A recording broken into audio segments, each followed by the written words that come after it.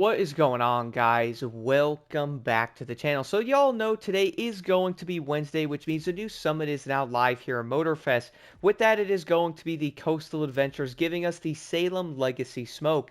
That is indeed going to be the old one from the Crew 2, so no, that is not going to be new. You're also going to get yourself the Aerial Atom, 5 Legend Points, and 100,000 XP. For the week after that, though, we're then going to have another old item from the Crew 2, which is going to be the Lumberjack Rooftop. Then finally, we'll have ourselves a new monster truck. It is actually nice to see a monster truck being used in the game, at least a new model for it. That is going to be the same as the Ghost Recon F-150. The only issue I see is the monster trucks in this game have basically no use whatsoever, which is honestly pretty ridiculous. But jumping into the Coastal Adventures, though, this is going to have the lovely modifier on it to where basically everybody's going to have the same part set. So you're not going to use a Nitro Chemist on the main events, but on the skilled ones, though, you can pretty much run a score breaker if you want. Funny part is, though, you really don't need one. For the buoy smashing, I legit jumped in with a regular Chemist set, but I did end up having skilled on every part, so I did not use a score breaker, got a maxed out score. For the Bullseye, I basically did the exact same thing. I used the new 450 EXC,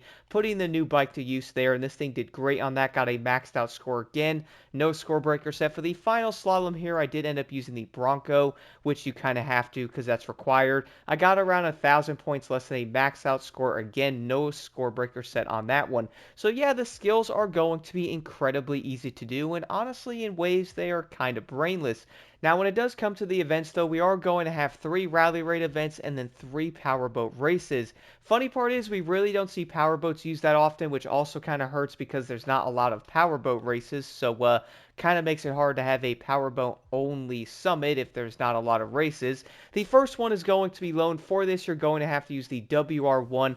Honestly, a pretty straightforward race there, nothing too insane there. Again, you're not going to be able to use a regular Chemist on any of the events, guys, so I would say you're probably going to be forced to just do your best with the nitrous, get some air. Hit the nitrous in the air is still going to make you faster. For this one here, though, you could pretty much use any powerboat of your choice, but there's a slight issue with that. The balancing. So with this, you pretty much can use any boat of your choice, right? Well, no. See, I did end up trying the WR1. It did good, but it was going to be significantly slower than the Vector V40R, which is clearly going to be a better boat, man. I did a run in that, got an easy 128,000 points. It is kind of funny how good the Vector V40R is in racing. It is legit so much better than the other boats in most of the ways there. So I would say jump into this one, guys. It should be fairly simple. I use no pro settings. Basically didn't even try and still got 2 minutes and 23 seconds. We're then going to have the Lamborghini boat. So yes, you finally have a use for this really big boat that legitimately feels like you're driving a yacht in the game. It is legit massive. It is not going to handle that great. It's not going to be the quickest thing out there. Overall top speed, it'll probably be average and stuff. I got 2 minutes and 20 seconds. Could I do better? Probably. Will I? No. But you probably could go in there, maybe get a tad faster. I believe this is going to be the one event where you could jump on the waves and stuff like that. At least you could in some of the other boats. But in this boat, you're probably not going to be catching waves because it is way too heavy to even be jumping over waves. But overall, this one is again going to be fairly simple. When it is going to come to the Rally Raid event here is going to be USA based. I did end up using the Ford F-150 Raptor in first unit on this event and also the other event because this was going to be my favorite Rally Raid truck back in the Crew 2. Is it the best on here? No. But I feel like it's still going to be fairly decent. Again, guys, I'm not chasing world records or anything.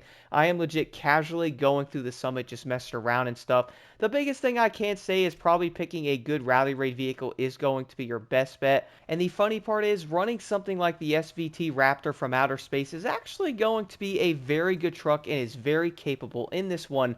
I would say pretty much any F-150 Raptor is good, but some of them probably won't be as good as some of the other ones. Then again, though, it's kind of going to come down to preference, guys, but I would say most of the vehicles can do it. But there's also going to be a very clear thing that some vehicles are way better than other ones. The other part here, we're going to have the final event, a travel vlog. You have to use a Bronco, shocking.